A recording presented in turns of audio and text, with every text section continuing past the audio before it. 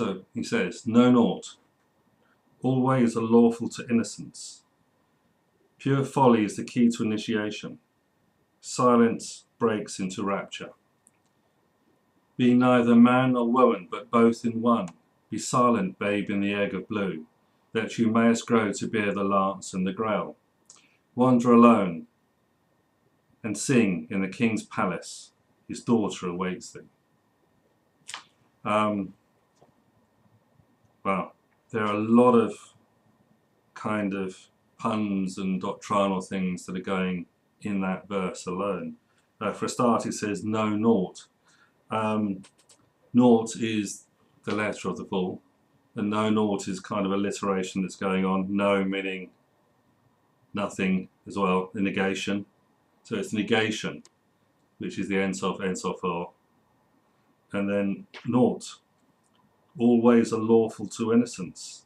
The letter, the word all, ALL is 61, which again in Gematria comes to 61, which means nothing. So his kind of no, naught and all are actually three manifestations of zero or nothing. Ways are lawful to innocence, and this kind of comes into the doctrine of the fall as being a man of innocence, a purity, who is not of this world. And then he says, pure folly is the way to initiation. So folly is the fall again, is the key to initiation. So there's the hints that this card is as much to do with initiation and spiritual transformation as anything else. Silence breaks into rapture. So silence we can understand as zero, but the rapture is a kind of Dionysian thing. If you look on the full card, you'll find that, there he is.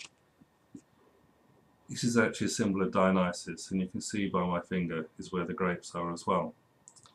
So there's that in there too. Then he says, be neither man nor woman, but both in one. Kind of where the fall is, coming from Cat of the Crown to Hogma. He is masculine, but he is the qualities of both. And there's this idea of hermaphrodite, of the yin and yang, and all qualities of male and female are within one. It doesn't mean you have to become bisexual or anything like that. But both in one. So there's what happened to the fall in this? Where do we go from, where people think the fall is about to go to? And then it says, be silent. So we had silence broke into rapture, where, and it said, be neither man nor woman. Again, it's back to this negation thing. It's not, some people you kind of wonder they're not one or the other. Here is a different sort of thing going on. Babe in the egg of blue. This is another symbol, the babe in the egg. The egg is a symbol of fertility and potentiality, and also nothing away. And the babe in the egg is to do with Hippocrates, the child. So it's the doctrine of the child comes in it. Where did the child come from? The babe, because at the moment the man or the woman are both. There isn't a kind of polarity or sexuality going on here. And it also represents a character as well too. So we're still in this area of space. That thou mayest know to bear the lance and the grail.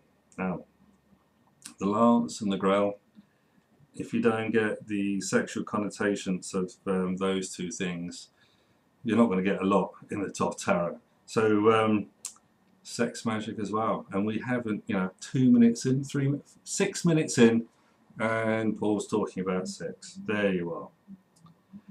Now, sex magic, lance and the grail.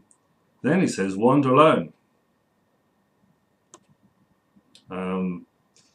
So there's a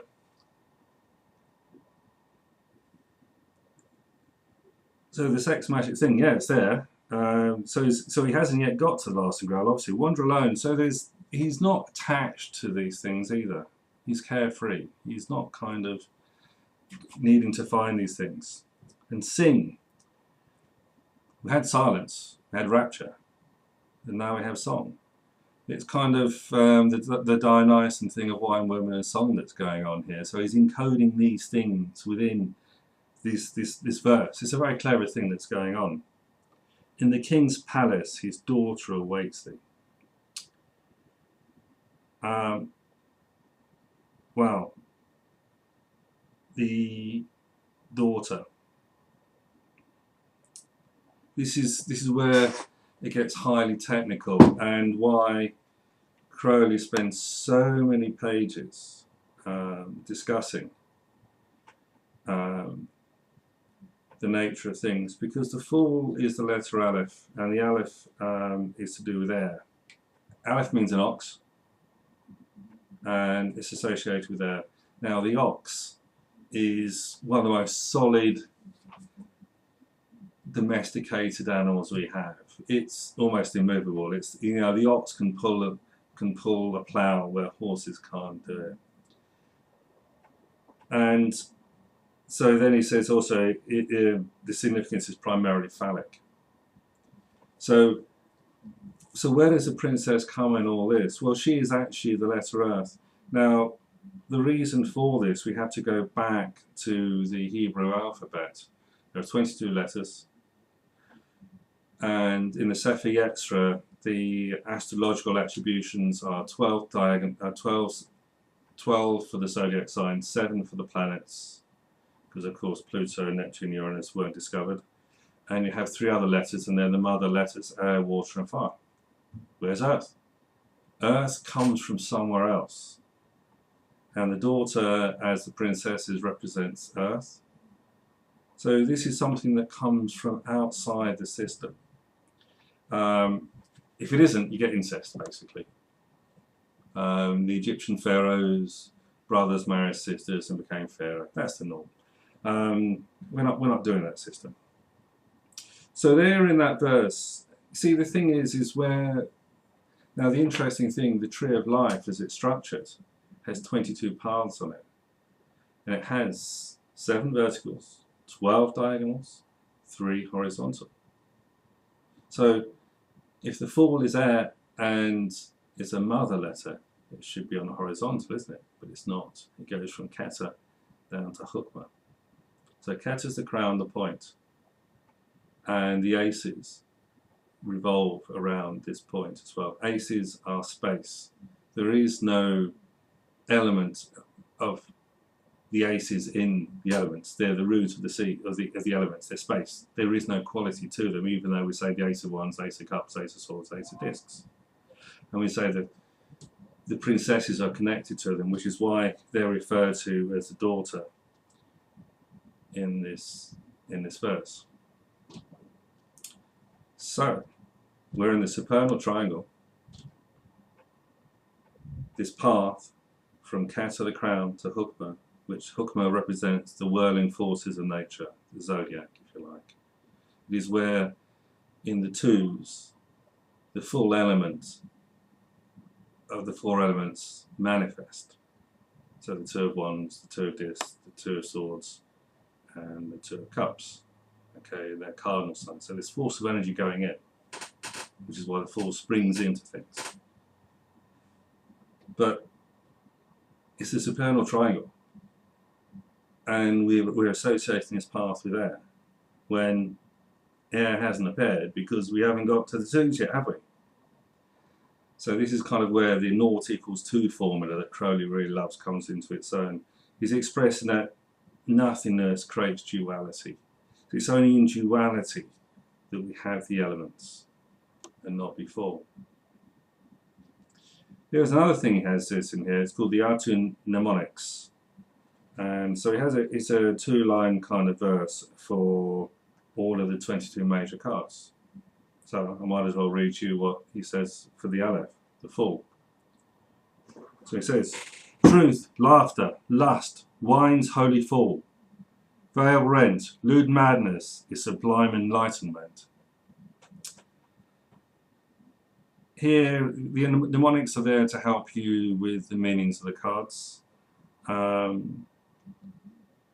so wine and lust. Lust is interesting because, of course, there is the lust card as well. That's another hint to the fool might be pure, but he's randy as hell. The veil rent. The veil. That's an interesting one because the veil really appears in the High Priestess. So there's another sexual connotation there of losing virginity as well with the High Priestess. Lewd madness is sublime enlightenment. So there's a kind of intoxication that's going on with this card as well. We're back to Bacchus again. So, you know, I could sort of still sit here and kind of go through the bits on the card. But I've tried to sort of kind of encapsulate the essence, if you like, of what this card is about. And Crowley does it really well within this whole kind of doctrine. It's fascinating because, you know, we are at 0, and he does all this thing with the dual gods as well. So it's a tricky kind of doctrine to go through. But in essence,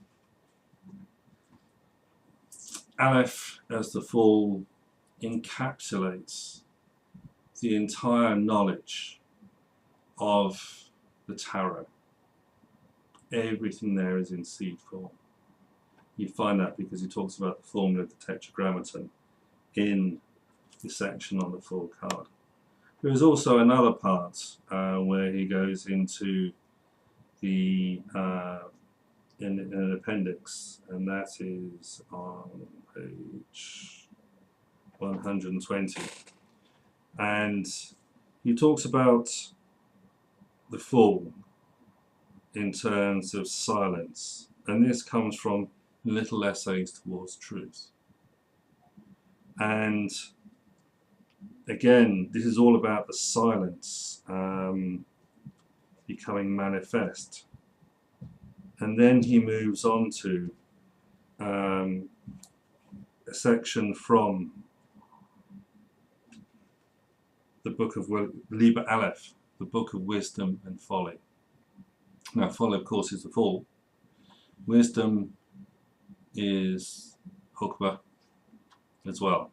So he's kind of going into a hell of a lot of stuff here as well too. So with those 17, 18 pages, there's 1, 2, 3, 4, 5, 6, 7, 8 pages extra. It also discusses the Fool here as well. It's a dense kind of thing that he's describing here. So rather than weigh you down with all those concepts and stuff, because you have to know a lot of other stuff in order to understand that stuff. I just kind of finish up with where he talks about the meanings of the cards in quotes. He does this in several ways. He talks about the spiritual matters and material matters, and then he talks about the essence, and then you end up saying, well, actually it kind of depends on what's going on with the rest of the cards as well too. Just to make sure that you're not going to get fixed on any kind of idea of what the Fool's about. So it says in spiritual matters, the Fool means idea, thought, spirituality, that which endeavours to transcend earth. You can see that in what we've been talking about. But the weird thing, of course, is that Aleph as the ox plough, creating a furrow in the earth. We're in the supernal triangle. Earth is 10 Sephiroth down here. You know, it is nowhere near. I mean, if you put a tree of life above, then the earth would be above the air, which is weirder. So something's not quite right on what's going on here. But then it says in material matters, it may, if badly dignified, mean folly, eccentricity, or even mania. But that doesn't mean that if it's well dignified, that it could be actually pretty good too. New ideas, making money.